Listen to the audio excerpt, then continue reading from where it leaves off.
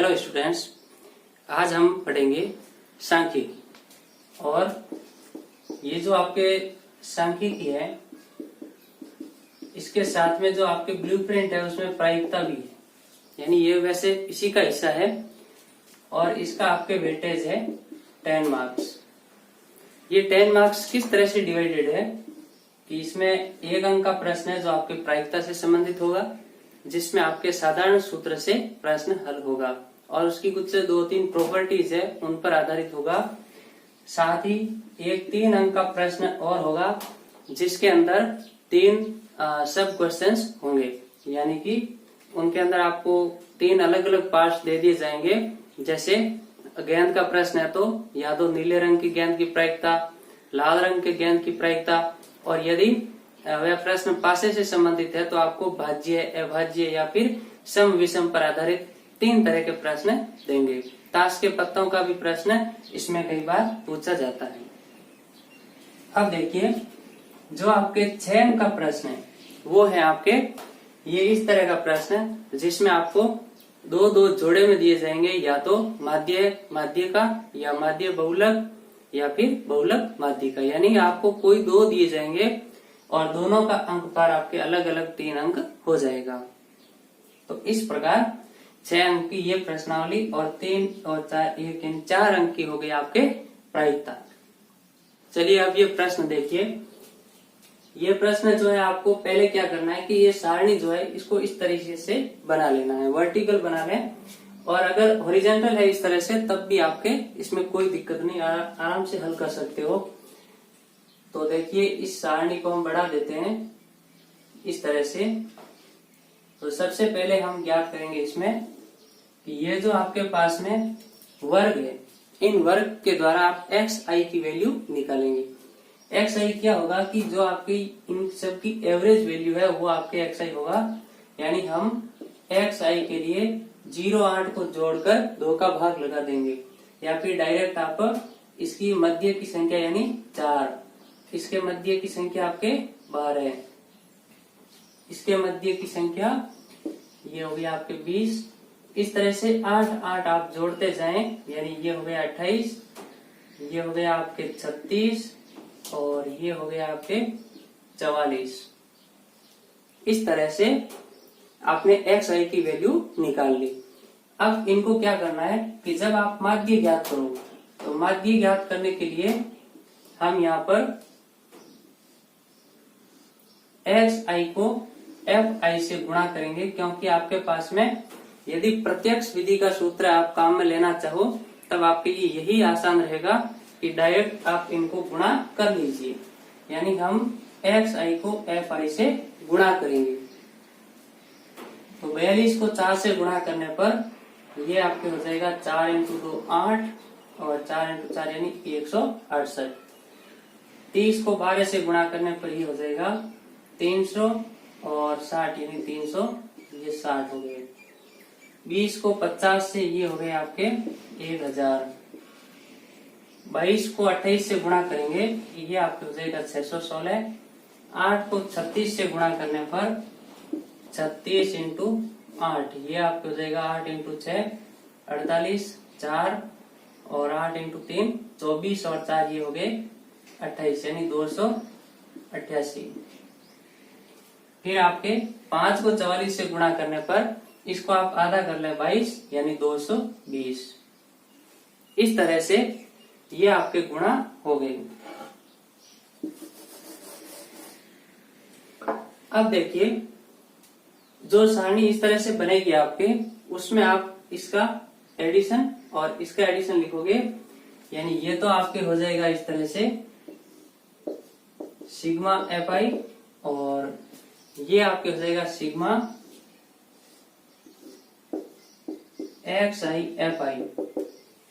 अब दोनों का आप जब योग करते हैं तो ये वैसे आपको कभी कभी प्रश्न में भी दे दिया जाता है कि कोई कितनी संख्याएं हैं, वहां पर नंबर्स कितने, या इनका आपको सिग्मा f की वैल्यू जो है कैपिटल N की वैल्यू वो कितनी है, तो ये आपके 157। इनको आप जोड़ भी सकते हैं। और फिर आपके जब xi fi इनका एडिशन करेंगे तो ये हो जाएगा 2652। इनको जोड़ने में आप गलती कभी नहीं करें। अब देखिए कि ये जो इस तरह से आपने सारणी बनाई, इसका आपके 1 अंक रहेगा। तो पहले हम इसको जब सॉल्यूशन कंप्लीट लिखें तब उसमें लिखें पहले माध्य। माध्य में आप लिखेंगे कि ये जो सारणी है, इस सारणी के अनुसार आप लिखेंगे। तो माध्य के अंदर हम लिखेंगे, चूंकि माध्य जो है वो है आपके sigma F I x I upon sigma F I. इसको आप कैपिटल एन भी लिख सकते हो। इनको आगे पीछे लिखने का कोई इसमें मीनिंग नहीं रहेगा, ये दोनों सेम है। तो इनकी वैल्यूज पुट कर देते हैं 2652 और बटे में 157। देखिए यहाँ पर कि जो माध्य है वो आपके इस तरह से फॉर्मूला है।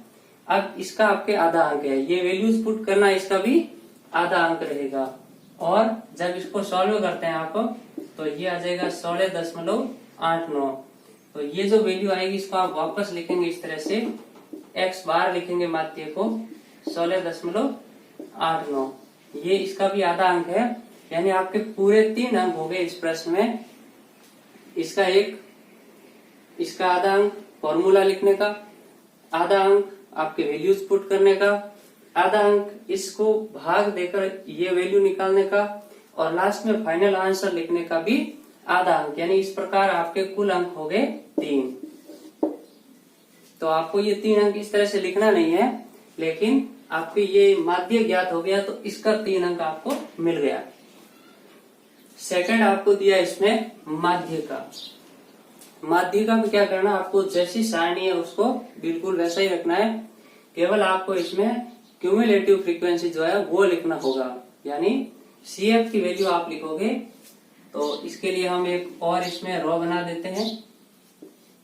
जो भी कॉलम्स है उसको आप बना देंगे इस तरह से, और यहाँ लिखेंगे CF। CF के अंदर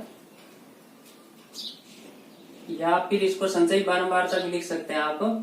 तो ये लिखेंगे आप इसमें, ये जो सेम है 42, इसमें आप ये 30 ऐड कर देंगे तो ये हो जाएगा 72, और 72 में 50 ऐड कर देंगे, ये हो जाएगा आपके 122। और ये 122 में ये ऐड कर दिया 144, 144 में 8 ऐड कर दिया, ये हो गया 152, और ये 5 ऐड कर दिया 157। यानी आपके जो इन बारंबारताओं का योग है वो लास्ट में आपके सेम आना चाहिए। अब देखिए, आप जब सॉल्व करें तो इसको अलग अलग लिखें इस तरह से। माध्य लिखोगे और फिर माध्य का सूत्र लिखोगे।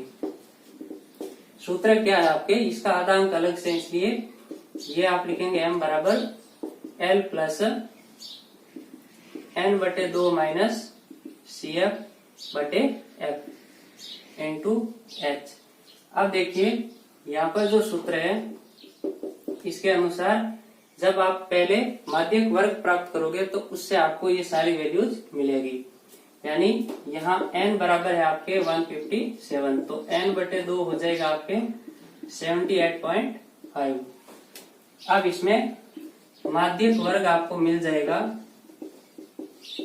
ये होगा आपके कि जो 78.5 है इससे ठीक बड़ी, यानी कि संचयी बारंबारता 122 है, ये छोटा है ये बड़ा, यानी कि 122 के सीध में ये आपके 16 से 24।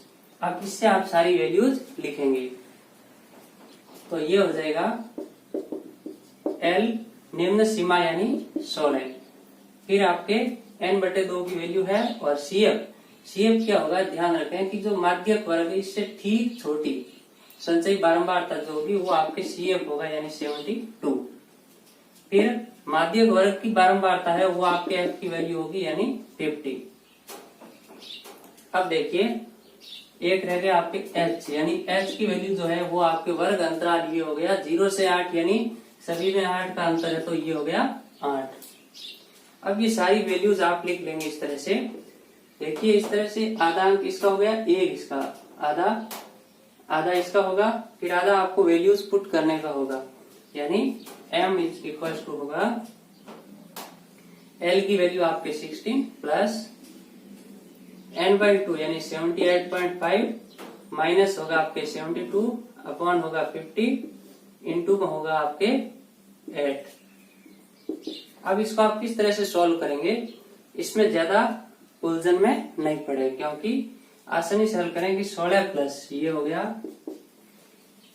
78.5, ये आपके इनका डिफरेंस होगा 6.5 अपॉन 50 इंटू ये आपके होगा 8। अब देखिए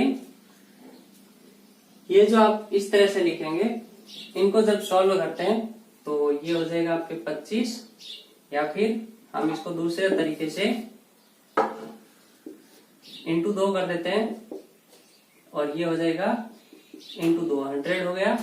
अब 8 इंटू 2 आपके ये हो जाएगा 16 प्लस 6.5 और इंटू में 16। और जब हमने यहाँ पर 100 लिखा इस तरह से, तो ये आपके 2 स्थान छोड़कर दशमलव आ जाएगा, यानी इसको हम लिख देते हैं 0.16। अब जब इनको आप आपस में गुणा कर देते हैं और सॉल्व करेंगे जोड़ने पर, तो आपको ये मिल जाएगा 17.04। ये आपका फाइनल आंसर होगा।